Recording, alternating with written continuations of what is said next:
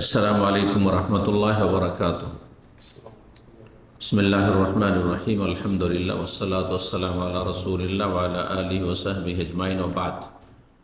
মহান আল্লাহর সমস্ত প্রশংসা, সালাত এবং সালাম নাযিল হোক নবী সাল্লাল্লাহু আলাইহি সাল্লামের উপর। আজ বৃহস্পতিবার 15 জমাদার সানি 1445 হিজরি মোতাবেক 28 ডিসেম্বর 2023 আমাদের সাপ্তাহিক প্রশ্ন উত্তর পর্ব। 10টি প্রশ্ন রয়েছে বিভিন্ন দেশ থেকে আসা। আমরা সংক্ষেপে সেগুলির উত্তর দেওয়ার চেষ্টা করব। আল্লাহ রাব্বুল আলামিন যেন সঠিক কথা বলার এবং মেনে চলার, আমল করার তৌফিক দান করেন। প্রথম প্রশ্ন করেছেন, বলছেন আসসালামু আলাইকুম শেখ। ওয়ালাইকুম সালাম রহমতুল্লাহ। মিকাতের বাইরে থেকে আগমনকারী মিকাতের ভিতরে গিয়ে ইহরাম করলে তার করণীয় কি হবে, এ বিষয়ে বিস্তারিত বলুন। মিকাত থেকে এহরাম বাঁধা বহিরাগত হাজি অথবা উমরাকারীর জন্য ওয়াজিব। এহরাম বাঁধা হচ্ছে রুকন, ফরজ। আর মিকাত থেকে এহরাম করা আফাকি ফিকহের ভাষায়, অর্থাৎ মিকাতের বাইরে থেকে কেউ যদি আগমন করে তাহলে তাকে মিকাত থেকেই এহরাম বাঁধতে হবে, এটি তার জন্য ওয়াজিব। যে হজ এবং উমরায় যেসব বিধিবিধান রয়েছে সেগুলির কিছু রুকন রয়েছে, কিছু ওয়াজিব রয়েছে, আর বাকিগুলো সুন্নত রয়েছে। তো ওয়াজিব যদি ছুটে যায় তাহলে দম দিয়ে ঘাটতি পূরণ করা যাবে, যদি সংশোধনের সময় চলে যায়। আর যদি সংশোধন করে নিতে পারে তাহলে কোনো অসুবিধা নেই। তো কোনো ব্যক্তি বাইরে থেকে আসছে, মিকাত ক্রস করে চলে এসছে, যদি নিয়ত করে থাকে, অন্তরের সংকল্প কিন্তু এহরাম পরিবর্তন না করে, সেটি ভিন্ন বিষয়, একটু হালকা হবে। কিন্তু সাধারণ মানুষ এই পার্থক্য বুঝে না, যার ফলে আসলে হয় কি, যে ও নিয়ত করেনি, এহরাম করেনি, এক কথা, এহরাম করেনি। তাহলে এহরাম বাঁধা যে ফরজ ছিল বা ওয়াজিব ছিল তার জন্য মিকাত থেকে, সেটি করেনি, সুতরাং তাকে দম দিতে হবে। যদি ওই অবস্থাতে ভিতর থেকে, হোটেল থেকে অথবা ভিতরে আসার পর যে কোনো জায়গা থেকে এহরাম করে নেয় তাহলে, আর উমরা করে নেয় তাহলে, বা হজ করে নেয় তাহলে। কিন্তু যদি সে সেখান থেকে যখন জানতে পারলো মাসলা যে আমি ভুল করেছি, মিকাত থেকে ভিতরে চলে এসেছি, সুতরাং সেই মিকাতে অথবা অন্য যে কোনো মিকাতে ফিরে চলে গেল, যে কোনো মিকাতে যেটা কাছের হয় সেটা সুবিধাজনক, ফিরে চলে গেল আর সেখান থেকে এহরাম বেঁধে আসলো, তাহলে তার আর কোনো ক্ষতি হবে না। এবং সেই যেহেতু সে সংশোধন করে নিল, সুতরাং তাকে দম দিতে হবে না। এই ক্ষেত্রে দম হচ্ছে ওয়াজিব। আর কোনো ব্যক্তি যদি অভাবী গরিব হয়, দম না দিতে পারে, ইমাম ইবনে আব্বাস রাদিয়াল্লাহু তাআলা আনহু বলেছেন যে একটি ওয়াজিব ছুটে যায়, আর সেখানে দম যদি ওয়াজিব হয়, দম না দিতে পারে, তাহলে 10টি করে সিয়াম পালন করবে। 2 নম্বর প্রশ্ন বলছেন, আসসালামু আলাইকুম। ওয়ালাইকুম আসসালাম রহমতুল্লাহ। শেখ, খোলা তালাক দিলে 1 হাইজ পর্যন্ত ইদ্দত পালন করতে হয়। এখন হাইজ যদি সময় মতো না হয়, 2 মাস পর বা 3 মাস পর হয়, এমন অবস্থায় করণীয় কি শেখ? জি, খোলা তালাক যদি কেউ দেয়, তো খোলা তালাক না ফাস্ক, বিবাহ বিচ্ছেদ, এতে ওলামা, আইম্মা, ফোকাহাদের দুটো মত রয়েছে। সিংহভাগ ইমাম বা আলেমরা বলছেন যে সেটি তালাক। সুতরাং তাদের কাছে এই জন্য খোলা হইলেও 3 মাসিক ইদ্যুৎ, মাসিক যদি কোনো মহিলার আসে তাহলে 3 মাসিক ইদ্যুৎ, তালাকের মতো। কিন্তু সহিহ হাদিস তার বিপরীতটা প্রমাণ করে। এই জন্য সঠিক মত মুহাদ্দিকিন আইম্মা কিরাম, গবেষক আইম্মা কিরামগণ বলেছেন যে সেটি হচ্ছে 1 হাইজ, 1 মাসিক, যেমনটা আপনি এখানে বলেছেন যে খোলা তালাক দিলে 1 হাইজ। কিন্তু এতে এজমা নেই, মনে রাখতে হবে 1 মাসিক। এখন 1 মাসিক মানে এই জরুরি নয় যে 1 মাস, কখনো কখনো ব্যতিক্রম মাসে 2 বার হাইজ আসতে পারে, 15 দিনে শেষ। খোলা হয়েছে তার 1 দিন 2 দিন পরে মাসিক হয়ে গেল, শেষ, ইদ্যত শেষ।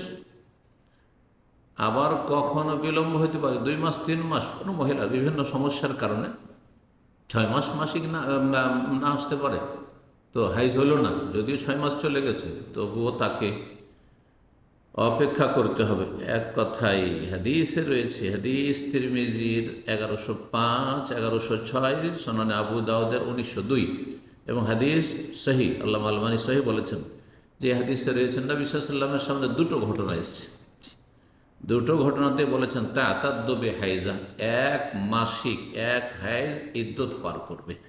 সুতরাং সেটা এক মাসেও হইতে পারে, 2 মাস, 3 মাস, 6 মাসেও হইতে পারে। জি, কিন্তু যদি সেটা লং টাইম হয়ে যায়, ধর 9 মাস, 10 মাস হয়ে যাচ্ছে, 1 বছর হয়ে যাচ্ছে, তখন কি করবে? এই ক্ষেত্রে ওলামারা বলেছেন যে 9 মাস সাধারণত অধিকাংশ মহিলাদের গর্ভের সময়, মুদ্দাতুল হামল। তো যদি পেটে বাচ্চা থাকে এই সম্ভাবনা, আর মেডিকেল টেস্ট করালো না, কিছু কিছু ওলামারা বলেছেন মেডিকেল টেস্ট গ্রহণযোগ্য, আজকালকার ফতোয়া এটি, কিন্তু আগের যুগে সেটি ছিল না। সুতরাং সুন্নাহর দিকে ফিরে যাওয়াটা বেশি নিরাপদ এবং বেশি ভালো। তো 9 মাস অপেক্ষা করবে কিসের জন্য? মুদ্দাতুল হামল, যে তালাকের পরে যদি আপনার তালাক যদি হতো পেটে বাচ্চা থাকা অবস্থায়, তাহলে হামল পর্যন্ত, মানে বাচ্চা প্রসব হওয়া পর্যন্ত, তাহলে 9 মাস এদিকে চলে গেল। তারপরে মাসিক হচ্ছে না, তাহলে আরও 3 মাস। 3 মাস হচ্ছে আপনার তালাকের ক্ষেত্রে, সেটি 3 মাস হচ্ছে আপনার তালাকের ক্ষেত্রে, তালাকের ইদ্যত হচ্ছে 3 মাসিক, 3 মাসিক, তাহলে 9, 3, 12 মাস হয়ে যাবে। জি, কিন্তু এখানে যেহেতু সঠিক ফতোয়া হচ্ছে খোলার ক্ষেত্রে যে একটি মাসিক, সুতরাং এই ক্ষেত্রে 1 মাসিক পার করতে হবে, যেমনটা বললাম। জি, 3 নম্বর প্রশ্ন বলছেন, আসসালামু আলাইকুম শাইখ। ওয়ালাইকুম সালাম। স্বামীর অনুপস্থিতিতে বাড়িতে কেউ বেড়াতে আসলে, বিশেষ করে স্ত্রীর বোন, বোনের ছেলে মেয়ে, এদের কি খাওয়ানো যাবে স্বামীর অনুমতি ছাড়া? যদিও তারা বেশি আসে না, বছরে 1-2 বার আসে। স্বামী জানলে স্ত্রীর সাথে ঝামেলা করবে, ফাদাহুল্লাহ। তাই স্বামীকে না জানিয়ে কি তাদের মেহমানদারি করা জায়েজ হবে? প্রথম কথা, মেহমানদারি করানো অত্যন্ত গুরুত্বপূর্ণ কাজ, এবং এটি হচ্ছে ইসলামের একটি উত্তম চরিত্রের বাস্তব প্রমাণ। যেই ব্যক্তি মেহমানদারি করে না সেই ব্যক্তি নিকৃষ্ট ব্যক্তি, ভালো মানুষ নয়। নবী সাল্লাল্লাহু আলাইহি জিয়াফত, মেহমানদারি, আর জিয়াফত মানে এই নয় যে আত্মীয়, অনাত্মীয়, অপরিচিত যদি হয়, বিশেষ করে অন্য দূর থেকে এসছে কেউ, তাহলে তার গুরুত্ব আরও বেশি বেড়ে যায়।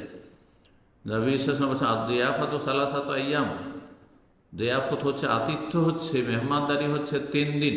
এটা হচ্ছে 3 দিন উত্তম সুন্নাত, জায়েজাত ইয়াউম ওয়া লাইলা, আর তার মধ্যে 1 দিন গুরুত্ব সহকারে স্পেশাল ভালো, সাধারণ খাবার নয় যেটা সাধারণত আপনি খাচ্ছেন দৈনন্দিন, একটু ভালো খাবার পরিবেশন করার চেষ্টা করবেন। এটা হচ্ছে 1 দিন 1 রাত।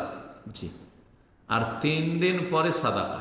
3 দিন হয়ে যাচ্ছে, তারপরে কেউ আপনার বাড়িতে অবস্থান করছে আর যাচ্ছে না, তাহলে সেটা সাদাকা। পারলে আপনি নফল সাদাকা করুন, আর না হলে বলেন যে ভাই আমি খাওয়াইতে পারবো না। তো এটা যে কেউ হোক না কেন, এখানে স্ত্রীর ভাই বোন বা ভাই বোনের ছেলে মেয়েরা আসছে, তাও বছরে 1 বার, আর সেটা এসে যদি 1 দিন, 2 দিন, 3 দিন থাকে, তাহলে তো এটা হচ্ছে ইসলামের আদর্শ। এটা পালন করা অত্যন্ত গুরুত্বপূর্ণ বিষয়। এটা যদি না করে, তাহলে জানতে হবে সেই ব্যক্তি মারাত্মক কৃপণ ব্যক্তি, আর কৃপণ ব্যক্তি সম্পর্কে কঠিন শাস্তির কথা রয়েছে। এগুলো খুব জরুরি বিষয়, আল্লাহ হেদায়েত দান করুন। তবে একটি বিষয় আরও মনে রাখতে হবে, অনেক মহিলারা রয়েছে নিজের ভাই বোনের ছেলে মেয়ে বা ভাই বোনেরা যদি আসে, তাহলে খুব ধুমধাম করে খাওয়ায়। আর যদি স্বামীর ভাই বোন, ভাই বোনের ছেলে মেয়েরা আসে, তখন তাদের দিকে তাকাতে চায় না, খাওয়াতে চায় না, তাহলে বলবো যে না, তাহলে চলবে না। এইরকম যদি খারাপ চরিত্রের কোনো মহিলা হয়, আল্লাহ হেদায়েত করুন তাকেও, তো তখন চলবে না। কিন্তু এই ক্ষেত্রে চলবে, যদিও স্বামী না জানে। স্বামী জানলে অসন্তুষ্ট হবে, এটা অনেক বেশি পরিমাণ কিছু নয়। সুতরাং এই ক্ষেত্রে না জানলেও আপনি তার ধন সম্পদ নষ্ট করলেন না। এই মর্মে একটি হাদিস রয়েছে, হাদিসটি শোনায় সহিহ বুখারীতে 1336, সহিহ মুসলিমে 1700 নম্বর হাদিস। বলছেন রাসূলুল্লাহ সাল্লাল্লাহু আলাইহি ওয়াসাল্লাম, ইযা আনফাকাতিল মারআতু মিন তাওমি বাইতিহা, কোনো মহিলা যদি তার বাড়ির খাবার কিছু খরচ করে, খাবার কাউকে খাওয়ায়, আরে ফকির মিসকিনকে খাওয়ায় অথবা আত্মীয় স্বজনকে খাওয়ায়, নিজের আত্মীয় আর কাউকে, ব্যাস বেগানা পুরুষ নয়, যেখানে ফেতনার আশঙ্কা আছে। নাবালক ছেলে এদেরকে, মেয়েদেরকে, মহিলাদেরকে খাওয়াইলো, কিন্তু কতটা পরিমাণ গায়রা মুফসিদাতিন, সে যেন নষ্টকারী না হয়, নষ্টকারী নয়, এমন নয় যে সে স্বামীর ধন সম্পদকে নষ্ট করে ফেলল, যথেষ্ট পরিমাণ খরচ করে ফেলল, এমন নয়। অল্প স্বল্প সামান্য কিছু, সাধারণ কিছু আপ্যায়ন করলো, যেটা স্বাভাবিক অন্য কোনো মেহমান আসলে করা হয়। কান আল্লাহা আজরোহা, তাহলে সেই মহিলাও নেকি পাবে। কেন? বেমা আনফাকাত, যেহেতু সে খরচ করলো বা খাওয়ালো কাউকে। বলে জওজি আজরোহার, তার স্বামী নেকি পাবে দ্বিতীয় ব্যক্তি। কেন? বেমা কাসাবা, যেহেতু সে উপার্জন করেছে, খরচ করলো স্ত্রী, স্বামী উপার্জন করেছে। আর যে খাবার, যে খাদেম, বাড়ির খাজেন মানে খাদেম, হাদিসে রয়েছে, খাদেম যে খাবারটা পরিবেশন করে আসলো, কাজের মেয়ে কাজের ছেলে খাবারগুলো এগিয়ে দিল, যে এগিয়ে দিল বাড়ির বাইরে, যদি বেগানা পশু বাড়ির বাইরে দিল অথবা কেউ এগিয়ে দিল, তাহলে সেও নেকি পাবে, সেও এক ভাগ পাবে, কেউ কারণ নেকি কম করবে না। সেই হাদিস। সুতরাং এইরকম সাধারণ বিষয়ে স্বামীর অনুমতি না থাকলেও খাওয়ানো যাবে, যদি সেখানে ঝামেলার আশঙ্কা হয়। কিন্তু প্রতি সপ্তাহে আসছে অথবা মাসে একবার করে আসছে, আর আসলে 2-4-10 দিন থেকে যায়, অবশ্যই চলবে না সেটা, অবশ্যই বিনা অনুমতি তখন চলবে না। জি, আল্লাহ সকলকে মধ্যম পন্থা অবলম্বনে তৌফিক দান করুন। 4 নম্বর প্রশ্ন বলছেন, আসসালামু আলাইকুম উস্তাদ, তালাকে কেনাই, কেনাই মানে ইশারা, ইশারা ইঙ্গিতে তালাক। সে কেউ যদি তার স্ত্রীর সাথে ঝগড়া করার এক পর্যায়ে তাকে রাগ করে বা ভয় দেখানোর উদ্দেশ্যে বলে যে তোমার ব্যাপারে আমি কিছু জানি না, তোমারে আজকে মুক্তি দিলাম, যাই মন তোমার তাই করো, আমি কিছুই জানি না, উদ্দেশ্য আমি তোমার সাথে কথা বলতে আগ্রহী না, যা মন চাই তাই করো, এটা কি তালাকে কেনাই হিসাবে তালাক হবে? তালাকে কেনাই মানে ইঙ্গিতে তালাক দেওয়া। হ্যাঁ, আমরুকে বিয়া দেখি, যেমন ফোকাহারা উদাহরণ দিয়েছেন। হ্যাঁ, তোমাকে এই তালাক তোমার দায়িত্বে দিয়ে দিলাম, হ্যাঁ তোমার মামলা তুমি বুঝো, তোমার কাজ তুমি বুঝো। অথবা তুমি তোমার বাবার বাড়ি চলে, ইলহাকিবে আহলিক, বাবার বাড়ি চলে যাও, আমার বাড়িতে বেরিয়ে যাও, এখানে কোনো স্থান নেই তোমার।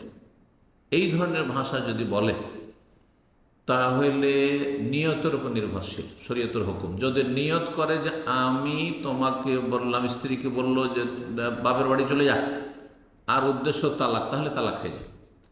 ইশারা ইঙ্গিতে যে শব্দগুলি তালাকের অর্থ বহন করে, কিন্তু স্পষ্ট তালাক নয়, যেমন তালাক দিয়ে দিলাম, স্পষ্ট তালাক।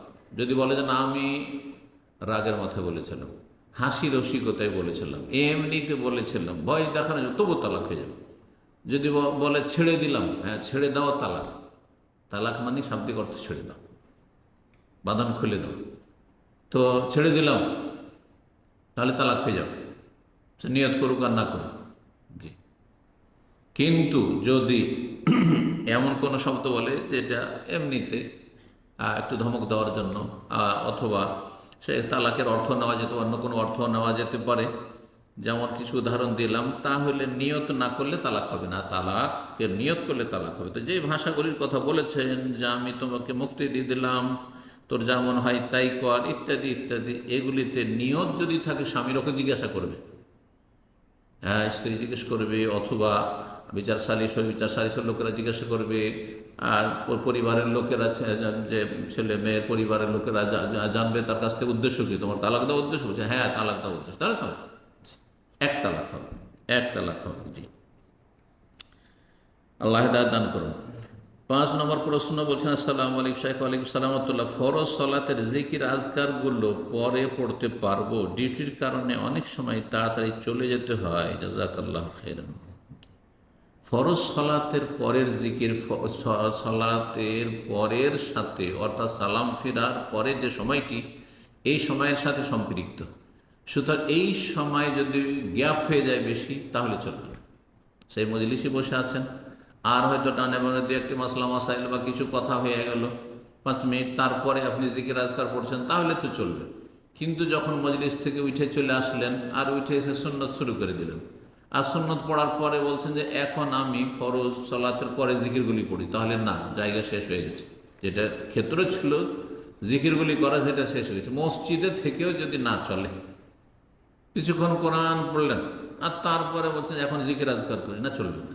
আপনি জিকির আজকার করেন, এক্ষুনি জিকির আজকার পরে কোরআন তেলাওয়াত করেন। মসজিদে বাইরে চলে গেছেন, কিছু কেনাকাটা করলেন, তারপরে জিকির আজকার না। তবে বসে থাকতে পারছেন না, আপনি মসজিদ থেকে বেরিয়ে গেছেন আর পড়তে আছেন, পড়তে পড়তে আপনি চলে গেলেন দোকানে, ডিউটি করছেন, হাত পা কাজ করছে, অঙ্গ প্রত্যঙ্গ, আর জবানে আপনি জিকিরগুলো পড়তে আছেন। ফরজ সালাতে পরে যায় শরীয়ত সম্মত, কারণ আপনার সালাতের সাথেই সম্পৃক্ত হয়ে আছে। জি, কিন্তু পরে আপনি পড়বেন যে 1 ঘন্টা 2 ঘন্টা পরে, যেমন আমরা নামাজ কাজা করি, এইরকম জিকিরের কাজা চলবে না। হ্যাঁ, শরীয়ত সম্মত নয়, বরং সেটা বেদাত হয়ে যাবে। জি, 6 নম্বর প্রশ্ন বলছেন, আসসালামু আলাইকুম শাইখ। ওয়ালাইকুম সালাম রাহমাতুল্লাহ। বলছেন, আল্লাহ রাব্বুল আপনার পরিবারের আপনাকে দুনিয়া আখিরাতে সার্বিক কল্যাণ দান, আমিন। আপনাদেরকে আল্লাহ রাব্বুল সার্বিক কল্যাণ দান, প্রত্যেক মুমিন মুমিনাতকে আল্লাহ রাব্বুল দিনের উপর রাখুন, কল্যাণ দান করুন। বলছেন, প্রশ্ন হচ্ছে, বিবাহের সময় 8-10 লাখ টাকা মেয়ের মোহর নির্ধারণ করে, বিবাহের সময় কিছু গহনা দিয়ে ওই টাকাটা পরিশোধ দেখায়, যদিও মেয়ের পরিবারের কারো সাথে বিষয়টা আলোচনা করে না। না, আলোচনা না করলে এইভাবে নিয়ত করা যাবে না যে গয়না দিলাম আর মোহর হয়ে গেল। এতে মেয়ে ও মেয়ের পরিবার মানসিকভাবে কষ্ট পায়। শরীয়তের বিধান কি? শরীয়তের বিধান হচ্ছে, সহিহ বুখারীতে হাদিস হচ্ছে, আল মুসলিমুন আলা শুরুতিহিম, মুসলিমরা আপন শর্তের ওপর অটল থাকবে। যে যার সাথে যে শর্ত করবে সে শর্ত পূরণ করবে। সুতরাং যখন বিবাহ হচ্ছে বা বিবাহের কথা পাকা হচ্ছে, তখন যদি বলে যে 5 লাখ টাকা দেনমোহর, এই যে দেনমোহর কথাটি কি জন্য বলে জানেন? দাইন মানে ঋণ। তো আমাদের দেশে মোহর দেয়ই না, ও ঋণ রেখে দেয়, বাকি সেই জন্য ওর নাম দেনমোহর। দাইনটাকে দেন করে দিয়েছে, দিনও করেনি। দিন হইলে ধর্ম হয়ে যাবে, আর দাইন ঋণ, বিকৃত দেনমোহর। কথা বোঝা গেছে? যেমন দেনা পাওনা আছে বলছেন না, ওই দেনা পাওনা থেকে দেনমোহর। কিন্তু আসলে দেনমোহর নাই, নগদ মোহর। দেনমোহর নাই, এটা কি? নগদ মোহর। সুন্নত হচ্ছে নগদ। কোন সাহাবী দেনমোহর, ঋণ মোহর রেখে বিয়ে করেননি। ফুকাহারা জায়েজ বলেছেন তাদের ইজতিহাদে, যে সব কিছুতে ধারাবাকি চলে, সুতরাং এই ক্ষেত্রে ধারাবাকি চলতে পারে। কিন্তু একটি দলিল না, দলিল নেই। এমনকি যার কাছে কিছুই নেই, হ্যাঁ, একটা লোহার আংটি খুঁজতে, লোহার আংটিও নেই, হ্যাঁ, কিছুই নেই, একটা লুঙ্গি পরে আছে, গায়ে ওপরে কিছু নেই। তো বলছে, তুমি কি মাইন্দে ইল্লা ইজারি ইয়া রাসূলুল্লাহ, আমার কাছে একটা লুঙ্গি আছে, আরে লুঙ্গি খুলে দিয়ে তুমি পড়বে কি? নবী সাল্লাল্লাহু আলাইহি ওয়াসাল্লাম বলে, হাল মাকা শাইউন মিনাল কোরআন, কিছু কোরআন মুখস্থ আছে? বলছে, হ্যাঁ, সূরা তো কাজা ও কাজা ও কাজা, অমুক অমুক সূরা মুখস্থ আছে।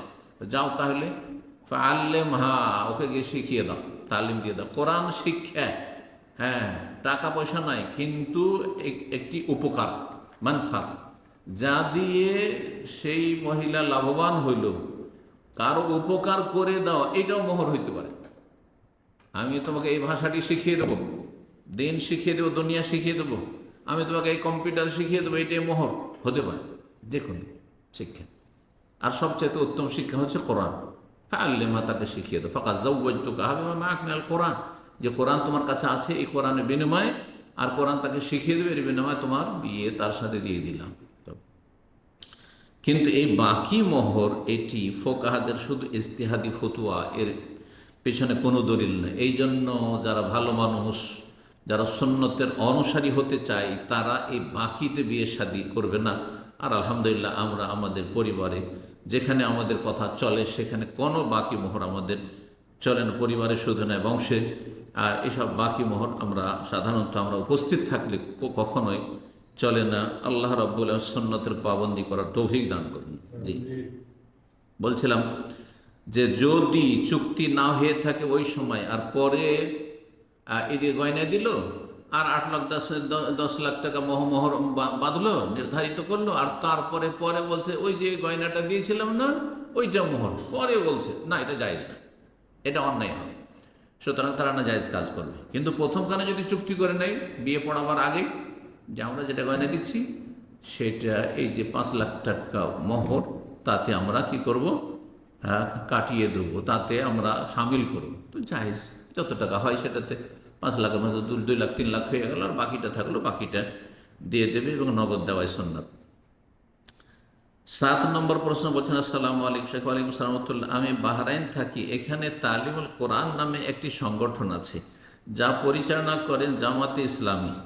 আল্লাহ হেদায়েত করুন তাদেরকে, কোরআন সুন্নাহর দিকে ফিরে আসার তৌফিক দান করুন। আমি এখানে কোরআন সহি শুদ্ধ শেখার চেষ্টা করছি। তাদের ওখানে প্রতি মাসে রিপোর্ট রাখতে হয়, কতটুকু আমল ইবাদত করা হয়। এটা আল্লাহর কাছে করবেন রিপোর্ট, আর ফেরেশতারা রিপোর্ট নিয়ে যাচ্ছে। মানুষের কাছে রিপোর্ট পেশ করা এটি বিদাত, এটি নাজাইজ কাজ এবং এটি রিয়া, লোক দেখানো কাজ।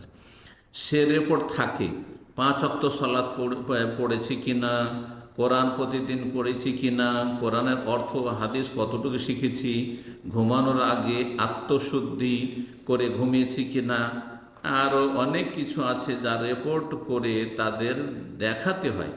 যদি এগুলো ভালো হয়, তারা একটা পদের দায়িত্ব দেন, কারণ উদ্দেশ্য তাদের পদ। তাদের পুরো ইসলাম পালন করাই হচ্ছে কিসের জন্য?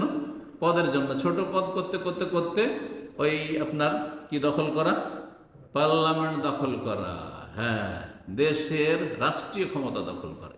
তাদের ইসলামের গৌরবই হচ্ছে সেটি। এই জন্য আল্লামা নাসির আলবানী রাহিমাহুল্লাহ বলেছেন যে জামাতিয়া ইখওয়ানি যে আছে, এদের ইসলামে এখলাস নেই, কারণ এদের ইসলামের টার্গেটই হচ্ছে দুনিয়ার ক্ষমতা। আর সালাফিদের যে ইসলাম, যেটা ধারাবাহিক 1400 বছর আগে রাসূলুল্লাহ সাল্লাল্লাহু আলাইহি ওয়াসাল্লামের ছেড়ে যাওয়া মা আনা আলাইহি ওয়া আসহাবের ইসলাম, সেই ইসলাম পুরোটা ইখলাসের উপর নির্ভরশীল। তা হচ্ছে কিসের জন্য? আপনি সমস্ত নেকির কাজ করছেন আর সমস্ত গুনাহ থেকে বাঁচছেন। আপনি যে কোনো নেকির কাজ করছেন, ফরজ হোক, সুন্নাত হোক, মুস্তাহাব হোক, নফল হোক, কেন করছেন? আল্লাহর সন্তুষ্টির জন্য, জান্নাত লাভের জন্য। তাওহীদ ভিত্তিক আপনি সমস্ত ইবাদতবন্দি করছেন, সুন্নাহ ভিত্তিক আপনি ইবাদত করছেন, শিরক বিদআত মুক্ত আপনি ইবাদতবন্দি করছেন, আল্লাহর আদেশ নিষেধ পালন করছেন। উদ্দেশ্য হচ্ছে আল জান্নাহ, রেজাকা ওয়াল জান্নাহ, আল্লাহ তোমার সন্তুষ্টি এবং জান্নাত উদ্দেশ্য। যখন আমি জান্নাতকে উদ্দেশ্য করব, মুখ্য টার্গেট, যখন আমি আল্লাহ সন্তুষ্টিকে উদ্দেশ্য করব, তখন দুনিয়াতে আল্লাহ কিছু দিয়ে দেবেন, এগুলো বোনাস, কিন্তু এগুলো আমার টার্গেট নয়। এটা হচ্ছে ইসলাম। আল্লাহ বলছেন ওয়াউখরা তুহিব্বুনাহা নাসরুম মিনাল্লাহি ওয়া ফাতহুন কারীব। আর কিছু আল্লাহ দেবেন, আল্লাহর সাথে যদি ব্যবসা করতে পারো, সত্যিকারের ব্যবসা, ইসলামিক ব্যবসা, এমন কিছু দেবেন তুহিব্বুনাহা, যেটা মানুষ প্রাকৃতিকভাবে ভালোবাসে, তোমরা ভালোবাসো, পছন্দ করো। কি? নাসরুম মিনাল্লাহ, আল্লাহর পক্ষ থেকে সাহায্য নেমে আসবে, ওয়া ফাতহুন কারীব, আর আসন্ন বিজয়, তাড়াতাড়ি বিজয় লাভ করবে। সুতরাং তোমরা ক্ষমতা আল্লাহর পক্ষ থেকে নিয়ামত হিসাবে পাবে, কিন্তু সেটা টার্গেট নয়। যারা টার্গেট বানিয়েছে জামাতি ইখওয়ানিরা, তারা গোমরাহ, পথভ্রষ্ট, তারা ইসলামের কিছুই বুঝেনি। আল্লাহ তাদেরকে হেদায়েত দান করুন এবং তাদের অনিষ্ট থেকে উম্মতে মুসলিমার হেফাজত করুন। সুতরাং লোক দেখানো, এইসব আমল করা আর রিপোর্ট দেওয়া, এটি নাজাইজ কাজ, এটি বিদাত এবং এটি রিয়াকারী। আর রিয়া হচ্ছে লোক দেখানো, ইবাদত আমল হচ্ছে শিরক। আল্লাহ সব শিরক বিদাতকে বাঁচিয়ে রাখুন। জি। 8 নম্বর প্রশ্ন বলছেন, আসসালামু আলাইকুম শেখ। ওয়ালাইকুম সালাম। প্রচণ্ড গরমে গামছা দিয়ে কাঁধ ঢেকে নামাজ আদায় করলে কি নামাজ হবে? দয়া করে জানাবেন। অবশ্যই হবে, কোনো অসুবিধা নেই। জি। আপনার পুরুষ মানুষের ক্ষেত্রে এটি, পুরুষ মানুষ নাভি থেকে নিয়ে হাঁটু পর্যন্ত ঢাকা আছে, নাভিও এদিকে ঢাকা আছে ওপর দিকে, আর নিচে হাঁটু ঢাকা আছে, হাঁটু সহ ঢাকা আছে। আর এটা হয়ে গেল ফরজ কাজ, একেবারে সতর্ক। আর তারপরে নবী সাল্লাল্লাহু আলাইহি ওয়াসাল্লাম বলেছেন, লা ইউসাল্লি আহাদুকুম ফি সাওবিল ওয়াহিদ লাইসা আলা আতিকি মিনহু শাই। সহিহ বুখারী হাদিস, যে কোনো ব্যক্তি যেন এমন অবস্থায় সালাত আদায় না করে খালি গায়ে, যে লাইসা আলা আতিকি মিনহু, তার 2 কাঁধের ওপর কিছু নেই, 2 কাঁধের উপর থাকতে হবে। তো গামছা 2 কাঁধ ঢাকা থাকছে, পিঠ মোটামুটি ঢাকা থাকছে। পেট যদি একটু খোলাও থাকে, পিঠ সামান্য খোলাও থাকে, পুরুষের কোনো অসুবিধা নেই। ছোট গামছাও যদি হয় তবুও জায়েজ। কিন্তু উত্তম হচ্ছে যে আল্লাহর সামনে আপনি সবচেয়ে ভালো অবস্থায় দাঁড়াবার চেষ্টা করবেন। দুনিয়ায় আপনি অফিসে গামছা গায়ে দিয়ে যেতে পারবেন, বাইরেও যেতে পারবেন না, অনেকে আছেন বাইরে রাস্তাঘাটে নামতে পারবেন না আপনি। তাহলে আল্লাহর সামনে কি করে গামছা গায়ে দিয়ে হাজির হয়ে যাচ্ছেন আপনি? হ্যাঁ, আপনার মালিকের সামনে আপনি বা অফিসে যাচ্ছেন, আরে স্যান্ডেল পরেও যেতে পারবেন না অনেকে। যারা অফিস ডিউটি করছে তারা জুতো পরবেন, শু, তারপরে মোজা পরবেন, আর তারপরে ডিউটির পোশাক পরবেন, আর তারপরে গিয়ে হাজির হবেন। অথচ তারা সাধারণ মানুষ, কিন্তু আপনার সিনিয়র আপনার ওপরে আছে, তাদেরকে এতটুকু লক্ষ্য রাখছেন, হ্যাঁ, লজ্জা পাচ্ছেন যে তাদের সামনে আপনি একটা স্যান্ডেল পরে চলে গেছেন আপনি, তাহলে রবের কাছে কেন লজ্জা পাচ্ছেন না? ইয়া বানি আদম, আল্লাহ কোরআনে বলবে, হে আদম সন্তান, খুযু যিনাতাকুম, তোমরা সাজসজ্জা গ্রহণ করো, অলঙ্কৃত হও, সাজো, ইনদা কুল্লি মসজিদ, প্রত্যেক মসজিদে যাওয়ার সময়, অর্থাৎ সিজদা করার সময়, সালাত আদায়ের সময়, সেটা বাড়িতে হোক অথবা মসজিদে হোক। আল্লাহ তৌফিক দান করেন। কিন্তু জায়েজ, গামছা গায়ে দিয়ে সালাত আদায় করা জায়েজ, যদি নাভি আর হাঁটু সহ ঢাকা থাকে। জি। 9 নম্বর প্রশ্ন বলছেন, আসসালামু আলাইকুম সালাম, একজন ইমাম সাহেব বলল যে এশা পরে এশার 2 রাকাত সুন্নত ছাড়া 1 রাকাত বেতর পড়া যাবে না। যদি 1 রাকাত বেতর পড়ে তাহলে তাকে অবশ্যই এশার সুন্নত পড়তে হবে, আর যদি এশার সুন্নত না পড়ে তাহলে 3 রাকাত বেতর পড়তে হবে। এই বক্তব্য কি সঠিক? দয়া করে জানাবেন। না, এটা সঠিক নয়, তবে এটা হানাফি ফতুয়া, এমনকি কিছু হাম্বলিদেরও ফতুয়া। হাম্বলিদের ফতুয়া যে সাফা করতে হবে আর বিতর করতে হবে, অর্থাৎ 2 পড়তে হবে জোড়া, আর তারপরে 1 করতে হবে, কিন্তু এর কোনো দলিল নেই। সব মাযহাবেই কিছু মারজু ফতুয়া আছে। ফতুয়াকে যাচাই বাছাই করতে হবে হাদিসের। নবী সাল্লাল্লাহু আলাইহি ওয়াসাল্লাম বলেছেন আউতির বিওয়াহিদ, হ্যাঁ, 1 রাকাত বেতর পড়ো। নবী সাল্লাল্লাহু আলাইহি ওয়াসাল্লাম 1 রাকাত বেতর পড়েছেন, 3 পড়েছেন, যে কোনো বেজোড় করেছেন, 5 পড়েছেন, 7 পড়েছেন, 9 পড়েছেন, 11 পড়েছেন, 13 পড়েছেন, কোন কোন হাদিস প্রমাণ করে। সুতরাং সর্বনিম্ন বেতর 1, আর সুন্নাতের রাতে বা এশার ওয়াজিব নয়। সুতরাং কেউ যদি ধরেন সফরে আছে অথবা ক্লান্ত আছে, অসুস্থ আছে, 4 রাকাত ফরজ পড়লো, বা কসর বা মুসাফির হলে কসর করলো 2 রাকাত, আর তারপর 1 রাকাত বেতর পড়ে নিল, কোনো অসুবিধা নেই। তাকে সাফা জোড়া পড়তে হবে, সুন্নতের রাতে ওকে ফরজ করে দিলেন তার জন্য? না, না, মোটেই না। এই ফতোয়া ঠিক নয়। গবেষক ওলামায়ে কেরামগণ বলেছেন এই বিষয়টি স্পষ্ট করেছে, যেটি আমি বললাম। 10 নম্বর মাসলা এবং সর্বশেষ মাসলা বা জিজ্ঞাসা বলছেন, আসসালামু আলাইকুম সালাম, বিয়েতে কবুল না বলে যদি শুধু আলহামদুলিল্লাহ বলে তাহলে কি বিয়ে হবে? দয়া করে জানাবেন। আমি শুনেছি নাকি বাংলাদেশে এরকম প্রচলন আছে না এরকম, যে কবুল করলে যে আলহামদুলিল্লাহ, না, এটি অজ্ঞতা। আরে আলহামদুলিল্লাহ সবসময় আলহামদুলিল্লাহ আলা করলে আল, কিন্তু আপনাকে কবুল করতে বলা হচ্ছে, আপনি আলহামদুলিল্লাহ কেন বলবেন না? আরে আলহামদুলিল্লাহ কবুলের উপরেও হইতে পারে, আবার না না আমি কবুল করবো না, এটাও তো হইতে পারে যে আলহামদুলিল্লাহ আমি কবুল করলাম না, এটা তো হইতে পারে পছন্দ নয় সেই জন্য। সুতরাং এই আলহামদুলিল্লাহ বলা যথেষ্ট নয়। হ্যাঁ, এটি জেহালত, অজ্ঞতা। আলহামদুলিল্লাহর জায়গায় আলহামদুলিল্লাহ বলবেন, বলেন কবুল করলাম আলহামদুলিল্লাহ, এটা ঠিক আছে। জি। আর শুধু আলহামদুলিল্লাহ বলবেন, এটা যথেষ্ট নয়। তবে যার বিয়ে হয়ে গেছে এরকম অবস্থায়, আর সমাজের লোকেরা এটা উর্ফে মেনে নিচ্ছে যে আলহামদুলিল্লাহ মানে হ্যাঁ, তাহলে যাদের হয়ে গেছে ঠিক আছে, কিন্তু আগামী দিনে যারা বিয়ে করবেন আলহামদুলিল্লাহ বলবেন যে না, আমাদের জন্য জায়েজ নয়। এটা অবশ্যই কাবেল তো বলবেন, নয় কবুল করলাম বললাম যেই ভাষা বোধগম্য মানুষরা বুঝে, অথবা কমপক্ষে 2 জন সাক্ষী বুঝে, মজলিসের 2 জন বুঝে। আল্লাহ তৌফিক দান করুন। ওয়া জাযাকুমুল্লাহু খাইরান। ওয়া সাল্লাল্লাহু সাল্লাম আলা নবিয়িনা মুহাম্মদ ওয়া আলা আলিহি ওয়া সাহবিহি আজমাইন।